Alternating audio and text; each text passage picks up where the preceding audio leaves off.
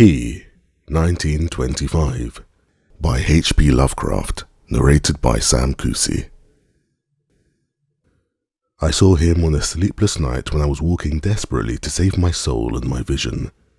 My coming to New York had been a mistake, for whereas I had looked for poignant wonder and inspiration on the teeming labyrinths of ancient streets that twist endlessly from forgotten courts and squares, and waterfronts to courts and squares and waterfronts equally forgotten, and in the cyclopean modern towers and pinnacles that rise blackly Babylonian under waning moons, I had found instead only a sense of horror and oppression which threatened to master, paralyze, and annihilate me.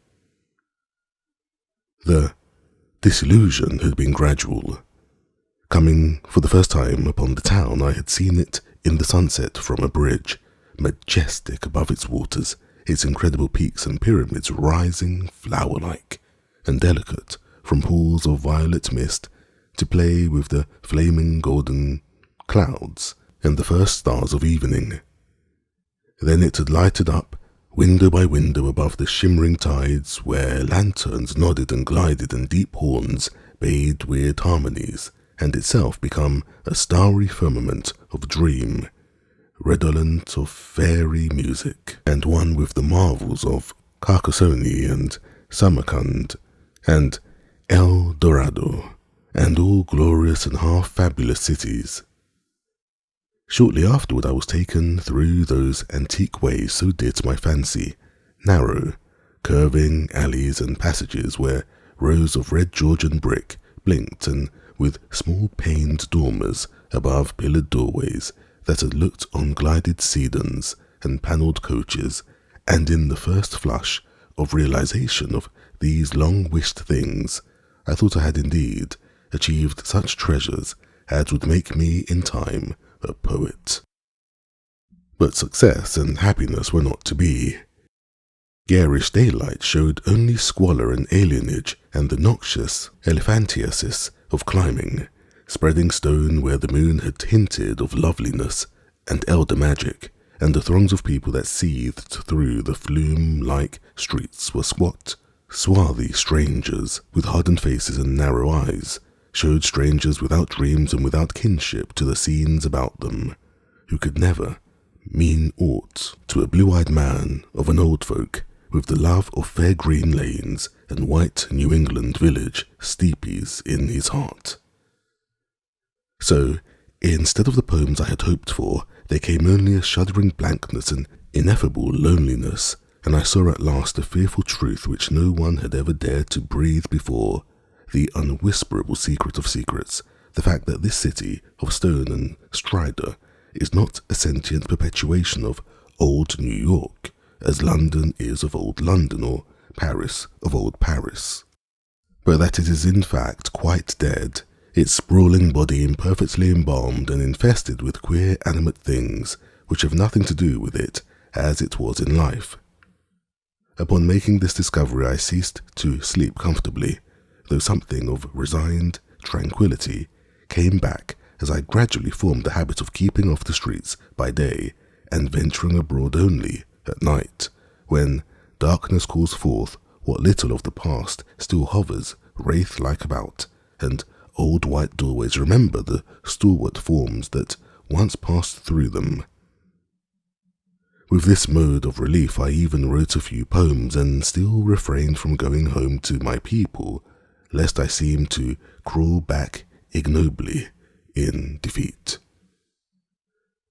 Then, on a sleepless night's walk, I met the man.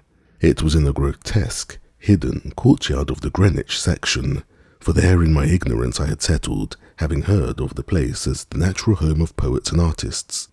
The archaic lanes and houses and unexpected bits of square and court had indeed delighted me, and when I found the poets and artists to be loud-voiced pretenders whose quaintness is tinsel and whose lives are a denial of all that pure beauty which is poetry and art, I stayed on for love of these venerable things. I fancied them as they were in their prime, when Greenwich was a placid village not yet engulfed by the town, and in the hours before dawn, when all the revellers had sunk away, I used to wander alone among their cryptical windings and brood upon the curious arcana which generations must have deposited there. This kept my soul alive and gave me a few of those dreams and visions for which the poet far within me cried out. The man came upon me at about 2 one cloudy August morning, as I was threading a series of detached courtyards now accessible only through the unlighted hallways of intervening buildings, but once forming parts of a continuous network of picturesque alleys. I had heard of them by vague rumour and realised that they could not be upon any map of today, but the fact that they were forgotten only endeared them to me, so that I had sought them with twice my usual eagerness. Now that I had found them, my eagerness was again redoubled, for something in their arrangement dimly hinted that there might be only a few of many such, with dark, dumb counterparts wedged obscurely betwixt high blank walls and deserted rear tenements, or lurking lamplessly behind archways, unbetrayed by hordes of the foreign-speaking, or guarded by furtive and uncommunicative artists whose practices do not invite publicity or the light of day. He spoke to me without invitation, noting my mood and glances as I studied certain knockered doorways above iron-railed steps, and pallid glow of traceried transoms feebly lighting my face. His own face was in shadow, and he wore a wide-brimmed hat, which somehow blended perfectly with the out-of-date cloak he affected. But I was subtly disquieted even before he addressed me. His form was very slight, thin almost to cadaverousness, and his voice proved phenomenally soft and hollow, though not particularly deep. He had, he said, noticed me several times at my wanderings, and inferred that I resembled him in loving the vestiges of former years. Would I not like the guidance of one long practised in these explorations, and possessed of local information profoundly deeper than any which an obvious newcomer could possibly have gained? As he spoke, I caught a glimpse of his face in the yellow beam from a solitary attic window. It was noble, even a handsome, elderly countenance, and bore the marks of a lineage and refinement unusual for the age and place. Yet some quality about it disturbed me almost as much as its features pleased me. Perhaps it was too white, or too expressionless, or too much out of keeping with the locality to make me feel easy or comfortable. Nevertheless, I followed him, for in those dreary days my quest for antique beauty and mystery was all that I had to keep my soul alive, and I reckoned it a rare favour of fate to fall in with one of those kindred seekings who seemed to have penetrated so much farther than mine. Something in the night constrained the cloaked man to silence, and for a long hour he led me forward without needless words, making only the briefest of comments concerning any ancient names and dates and changes, and directing my progress very largely by gestures as we squeezed through interstices, tiptoed through corridors, clambered over brick walls, and once crawled on hands and knees through a low, arched passage of stone, whose immense length and tortuous twistings effaced at last every hint of geographical location I had managed to preserve. The things we saw were very old and marvellous, or at least they seemed so in the few straggling rays of light by which I viewed them, and I shall never forget the tottering lonic columns and fluted pilasters, and urn-headed iron fence posts and flaring lintelled windows, and decorative fanlights that appeared to grow quainter and stranger the deeper we advanced into this inexhaustible maze of unknown antiquity. We met no person, and as time passed, the lighted windows became fewer and fewer. The street lights we first encountered had been of oil, and of the ancient lozenge pattern.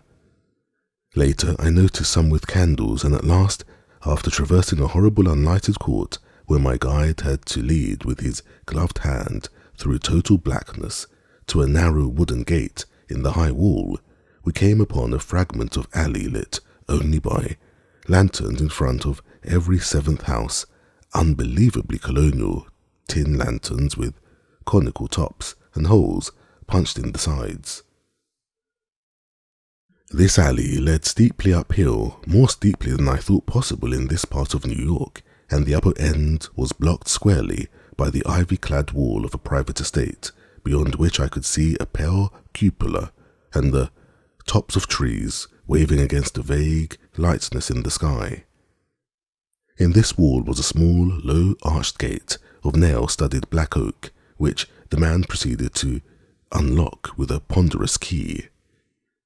Leading me within, he steered a course in utter blackness over what seemed to be a gravel path, and finally up a flight of stone steps to the door of the house, which he unlocked and opened for me.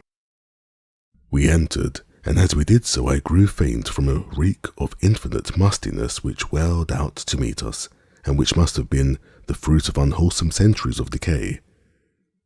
My host appeared not to notice this, and in courtesy I kept silent as he piloted me up a curving stairway, across a hall, and into a room whose door I heard him lock behind us. Then I saw him put the curtains on the 3 small paned windows that barely showed themselves against the lightening sky, after which he crossed to the mantel, struck flint and steel, lighted 2 candles of a candelabrum of 12 sconces, and made a gesture enjoining soft-toned speech.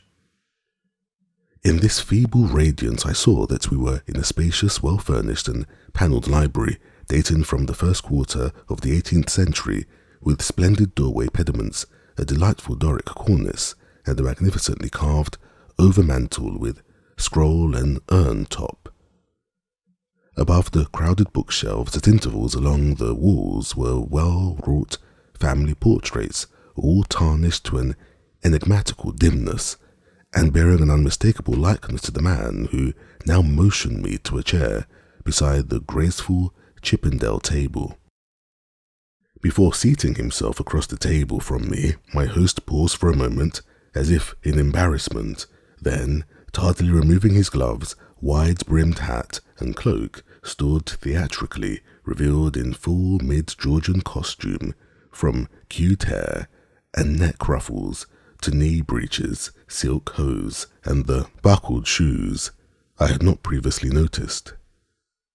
Now, slowly sinking into a lyre-back chair, he commenced to eye me intently.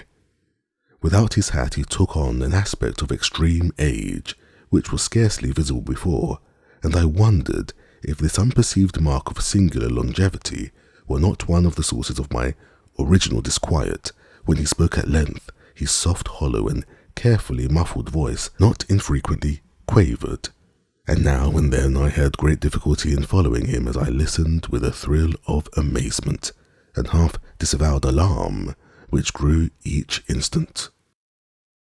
"You behold, sir," my host began, "a man of very eccentrical habits, for whose costume no apology needs be offered to one with your wit and inclinations. Reflecting upon better times, I have not scrupled to ascertain their ways and adopt their dress and manners, an indulgence which offends none if practised without ostentation. It hath been my good fortune to retain the rural seat of my ancestors, swallowed though it was by 2 towns. First Greenwich, which built up hither after 1800, then New York, which joined on near 1830. There were many reasons for the close keeping of this place in my family, and I have not been remiss in discharging such obligations. The squire who succeeded to it in 1768 studied sartain arts and made sartain discoveries, all connected with influences residing in this particular plot of ground, and eminently deserving of the strongest guarding. Some curious effects of these arts and discoveries I now purpose to show you, under the strictest secrecy, and I believe I may rely on my judgment of men enough to have no distrust of either your interest or your fidelity." He paused, but I could only nod my head. I have said that I was alarmed, yet to my soul nothing was more deadly than the material daylight world of New York, and whether this man were a harmless eccentric or a welder of dangerous arts, I had no choice save to follow him and slake my sense of wonder on whatever he might have to offer. So I listened. To my ancestor, he softly continued, there appeared to reside some very remarkable qualities in the will of mankind, qualities having a little suspected dominance not only over the acts of one's self and of others, but over every variety of force and substance in nature, and over many elements and dimensions deemed more universal than nature itself. May I say that he flouted the sanctity of things as great as space and time, and that he put to strange uses the rights of certain half-breed red Indians, once encamped upon this hill? These Indians showed choler when the place was built, and were plague pestilent in asking to visit the grounds at the full of the moon. For years they stole over the wall each month when they could, and by stealth performed certain acts. Then, in 68, the new squire caught them at their doings, and stood still at what he saw. Thereafter he bargained with them, and exchanged the free access of his grounds for the exact inwardness of what they did, learning that their grandfathers got part of their custom from red ancestors and part from an old Dutchman in the time of the States General. And pox on him, I'm afraid the squire must have saved them monstrous bad rum, whether or not by intent, for a week after he learnt the secret he was the only man living that knew it. You, sir, the first outsider to be told there is a secret, and split me if I've risked tampering that much with the powers, and ye not had been so hot after bygone things. I shuddered as the man grew colloquial, and with familiar speech of another day he went on. But you must know, sir, that what the squire got from those mongrel salvages was but a small part of the learning he came to have. He had not been at Oxford for nothing, nor talked to no account with an ancient chemist and astrologer in Paris. He was, in fine, made sensible that all the world is but the smoke of our intellects, past the bidding of the vulgar, but by the wise to be puffed out and drawn in like any cloud of prime Virginia tobacco. What we want we may make about us, and what we don't want we may sweep away. I won't say that all this is wholly true in body, but 'tis sufficient true to furnish a very pretty spectacle now and then.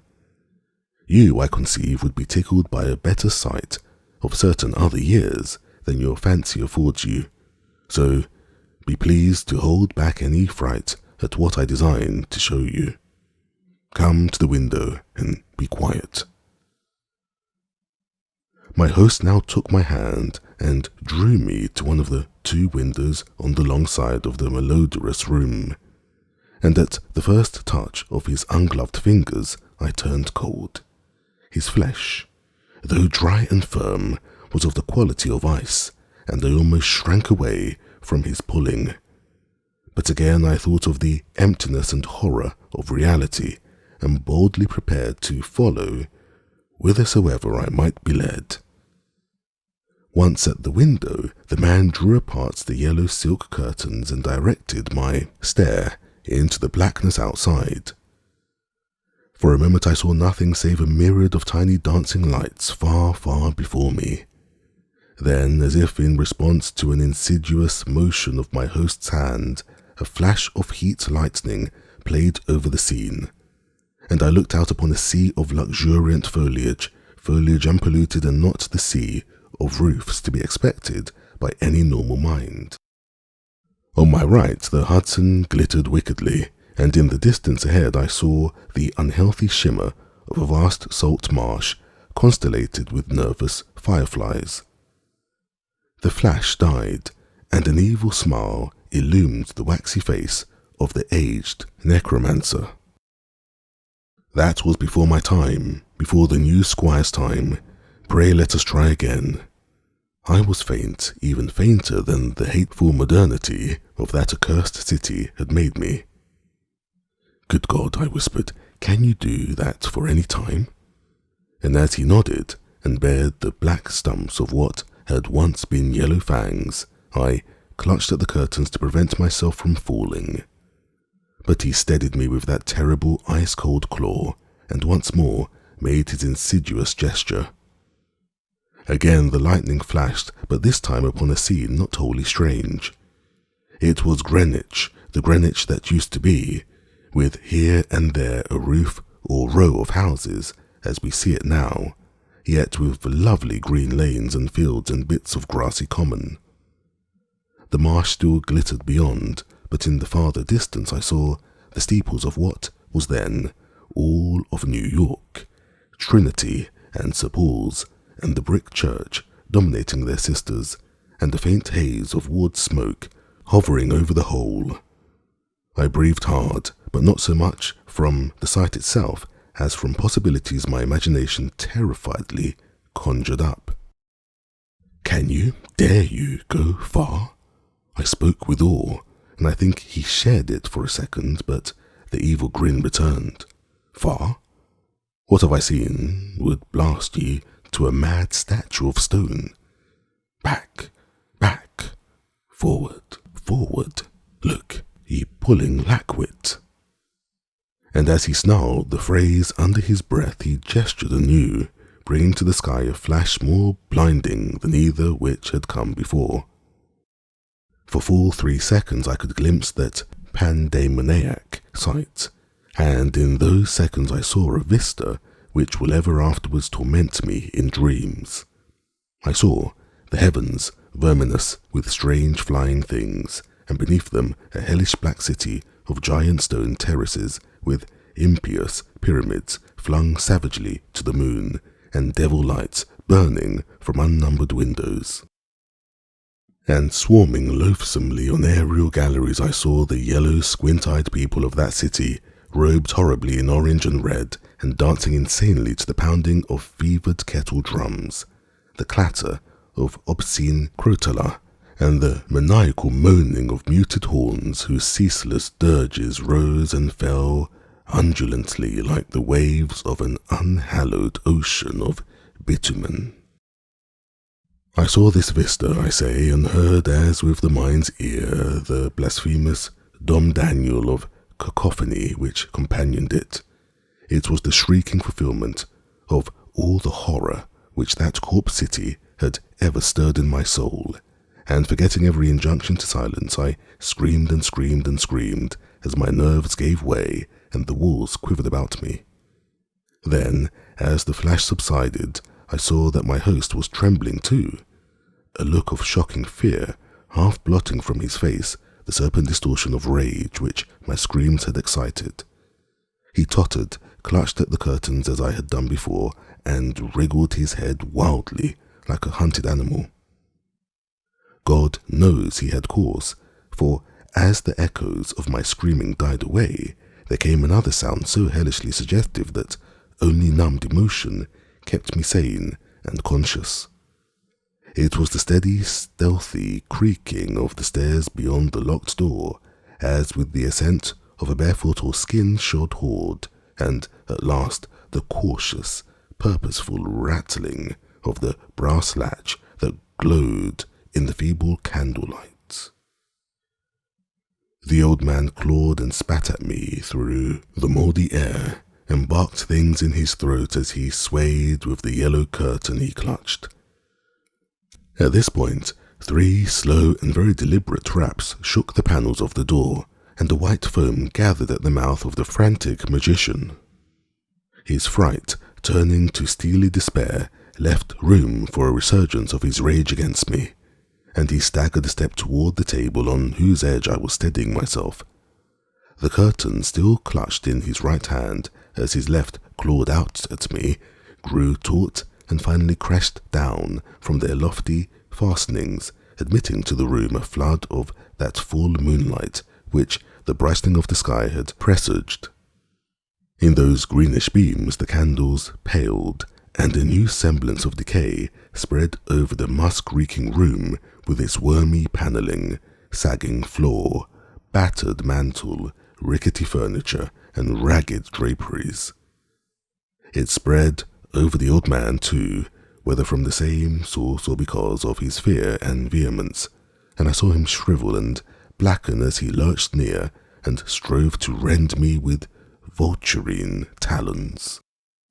Only his eyes stayed whole, and they glared with a propulsive, dilated incandescence which grew as the face around them charred and dwindled. The rapping was now repeated with greater insistence, and this time bore a hint of metal. The black thing facing me had become only a head with eyes, impotently trying to wriggle across the sinking floor in my direction, and occasionally emitting feeble little spits of immortal malice. Now swift and splintering blows assailed the sickly panels, and I saw the gleam of a tomahawk as it cleft the rending wood. I did not move, for I could not, but watched dazedly as the door fell in pieces to admit a colossal, shapeless influx of inky substance stared with shining, malevolent eyes. It poured thickly, like a flood of oil bursting a rotten bulkhead, overturned a chair as it spread, and finally flowed under the table and across the room to where the blackened head with the eye still glared at me. Around that head it closed, totally swallowing it up, and in another moment it had begun to recede, bearing away its invisible burden without touching me, and flowing again out of that black doorway and down the unseen stairs, which creaked as before, though in reverse order.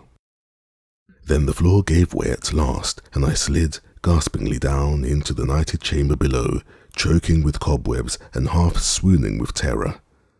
The green moon, shining through broken windows, showed me the hall door, half open, and as I rose from the plaster-strewn floor and twisted myself free from the sagged ceilings, I saw sweep past it an awful torrent of blackness, with scores of baleful eyes glowing in it. It was seeking the door to the cellar, and when it found it, it vanished therein.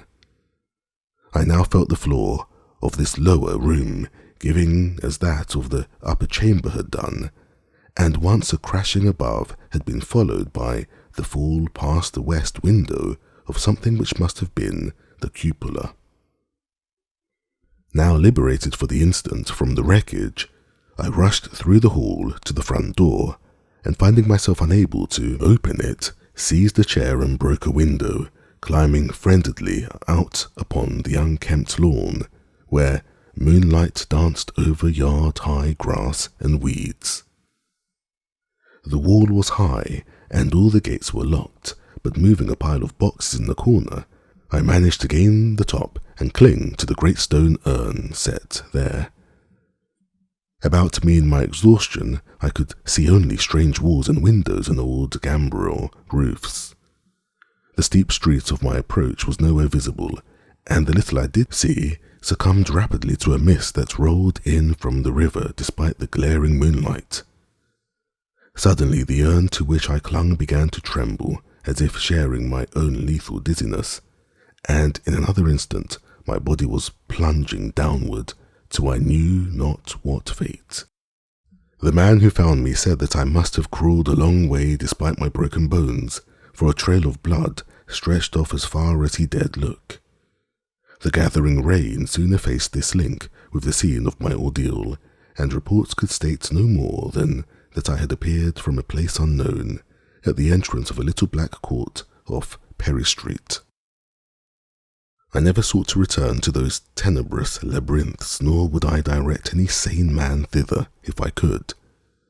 Of who or what that ancient creature was I have no idea, but I repeat that the city is dead and full of unsuspected horrors. Whither he has gone I do not know, but I have gone home to the pure New England lanes up which fragrant sea winds sweep at evening.